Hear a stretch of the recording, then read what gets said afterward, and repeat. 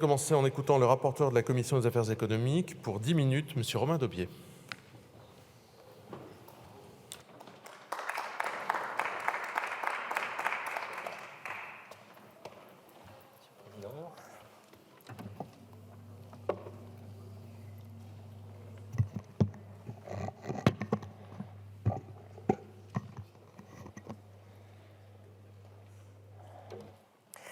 Monsieur le Président, Monsieur le Ministre, Monsieur le Président de la Commission des affaires économiques, mes chers collègues, nous allons étudier ma proposition de loi visant à faciliter la transformation des bureaux en logement.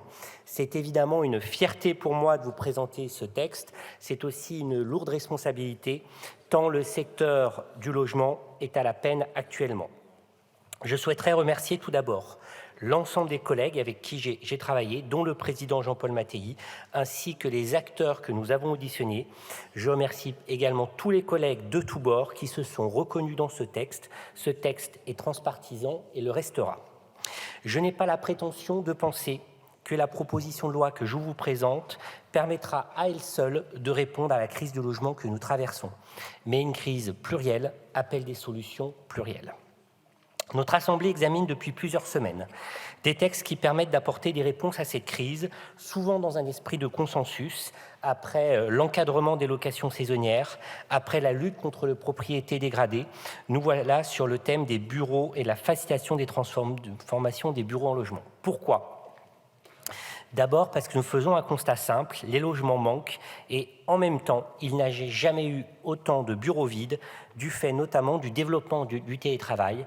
On parle de 4,5 millions de mètres carrés disponibles rien qu'en Île-de-France. Ensuite, parce que transformer les bureaux vacants en logements est une nécessité écologique. Le secteur résidentiel représente 17% des émissions de gaz à effet de serre. Reconvertir des bureaux en logements, sans passer par des opérations de démolition-reconstruction fortement émettrices de gaz à effet de serre et générant des déchets importants, relève du simple bon sens. Cette reconversion permet en outre de lutter contre l'étalement urbain et donc de consommer moins de terrains agricoles ou naturels. Monsieur le Premier ministre, dans son discours de politique générale, a également affirmé sa volonté de favoriser la transformation des bureaux en logements. Nous partageons cette vision. Des mesures ont été prises par le passé pour faciliter cette reconversion. Je pense notamment à la loi Elan, avec le bonus de construction de 30%, à l'autorisation d'occupation temporaire des locaux des bureaux vides à des fins d'habitation, ou encore la création de la notion d'immeuble de moyenne hauteur. Nous devons aller encore plus loin et c'est tout l'objet de cette proposition qui repose sur quelques principes simples. Liberté locale. La transformation des bureaux en logements ne peut se faire sans les élus locaux. Ce sont eux qui connaissent le mieux leur territoire. Prise en compte de l'ensemble des territoires et pas seulement des métropoles. Contrairement à ce qu'on pourrait penser, la vacance des bureaux ne touche pas que l'Île-de-France et ces mesures de facilitation de transformation de bureaux en logement doivent pouvoir s'appliquer partout sans laisser aucun territoire de côté. Enfin, c'est le point le plus important, cette proposition est le fruit d'un travail transpartisan. Elle réunit des députés de groupes différents et sa rédaction initiale est déjà le fruit de ce travail commun. En commission, elle a été enrichie par différentes dispositions des groupes de la majorité comme de l'opposition. Enfin, plusieurs amendements déposés en séance et issus de nos discussions précisent certaines dispositions. Je remercie tous les députés pour leur contribution et pour le débat de qualité qui a nourri notre réflexion. Je remercie également l'ensemble de mes collègues députés qui ont soutenu le texte en commission. Nous arrivons en séance avec un mandat fort puisque notre texte a été adopté à l'unanimité.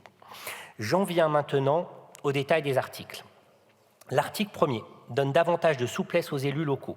Les règlements des plans locaux d'urbanisme, PLU, ou des plans locaux d'urbanisme intercommunaux, PLUI, peuvent comporter un zonage qui empêche la transformation de bureaux en logements. Ce zonage est souvent justifié. Une zone entièrement commerciale, située en périphérie ou mal desservie par les transports, ne serait pas adaptée à l'accueil de nouveaux habitants. Mais il arrive que ce zonage ne soit plus adapté aux transformations de l'environnement urbain et qu'il bloque des projets engagés par le maire pour transformer certains quartiers. Suite au discours de politique générale du Premier ministre, je suis heureux de constater que nous partageons l'objectif de lever les contraintes sur les zonages. En attendant ces mesures, l'article 1er de ma proposition de loi vise à permettre à l'autorité compétente en matière de permis de construire de déroger au PLU en tenant compte de la nature du projet et de la zone d'implantation. En commission, nous avons déjà élargi cette possibilité à l'ensemble des communes couvertes par un PLU, ainsi qu'à la transformation des locaux affectés à l'administration publique. Plusieurs collègues nous ont alertés sur le risque de contournement des communes qui ont délégué la compétence et permis et la compétence PLU. Des amendements ont été déposés sur ce sujet par nos collègues Bazin et Tchaniz et permettra utilement de consolider l'article 1er. J'en viens maintenant au sujet de la taxe d'aménagement.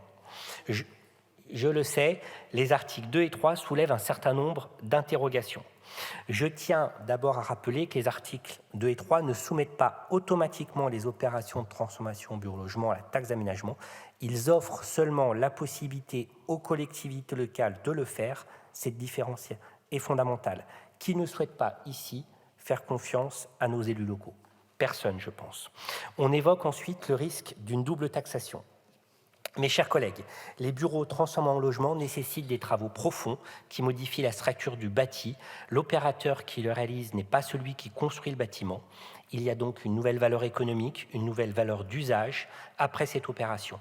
On ne taxe pas deux fois le même actif qui est totalement transformé. La preuve, en cas de démolition-reconstruction, la taxe d'aménagement s'applique. Et pourquoi ne parlons-on pas dans ce cas de double taxation? Car le bâti a déjà été taxé une fois. On entretient à travers ça une véritable prime à la démolition-reconstruction que j'aurais beaucoup de mal à défendre compte tenu des objectifs de transition écologique dont nous avons la responsabilité. Je vais être clair, cette proposition n'augmente en aucun cas des impôts. On dit ensuite qu'il faudrait réserver dispositions fiscales aux lois de finances. Cette règle peut paraître justifiée, mais l'adoption récente de lois visant à remédier au déséquilibre des marchés locatifs en zone tendue nous a montré que parfois, quand la nécessité impérative d'agir dépasse les usages, il faut faire des exceptions, Monsieur le ministre. On me dit enfin qu'il est contre-productif de vouloir taxer une opération qu'on veut inciter.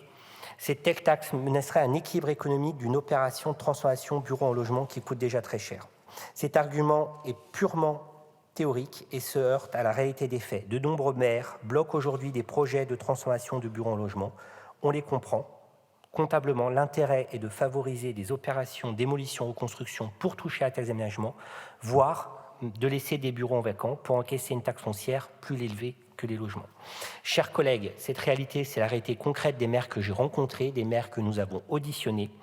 Et par ailleurs, le coût de la taxe d'aménagement est marginal par rapport au coût d'achat, par rapport aux frais annexes, je pense aux droits d'enregistrement, aux frais d'intermédiation. Nous serons tous d'accord sur ce point. Accueillir des nouveaux habitants nécessite de faire de nouvelles dépenses d'investissement pour adapter les nouveaux équipements publics. Le fait même que nous adoptions en commission un article pour prendre en compte la transformation des bureaux logements dans le calcul de contribution des acteurs privés par les PUP, projets urbains partenarial, le prouve. Pourquoi, lorsque transformerait de manière isolée, sans avoir à passer par un PUP, un immeuble de bureaux en logement, la commune ne pourrait-elle pas bénéficier de recettes supplémentaires? Nous avons rencontré longuement et interrogé les promoteurs immobiliers sur ce point. Personne n'aime payer, mais les promoteurs nous l'ont dit. Ils savent bien que le manque de recettes pour les communes constitue le premier point de blocage. Et avant de s'inquiéter du coût d'une opération, encore faut-il qu'elle puisse se faire tout court. L'autre solution de facilité, sans doute plus incitative du point de vue économique, est de prévoir que l'État, au moyen d'une dotation quelconque, soutienne l'effort d'investissement des collectivités pour accueillir des nouveaux habitants lorsqu'elles transforment un immeuble de bureau en logement. Je signale seulement que mon texte est un texte de responsabilité, avec l'objectif de ne pas coûter 1 euro aux contribuables et à l'État. J'en viens maintenant à l'article 4, qui permet de créer un véritable permis de construire réversible.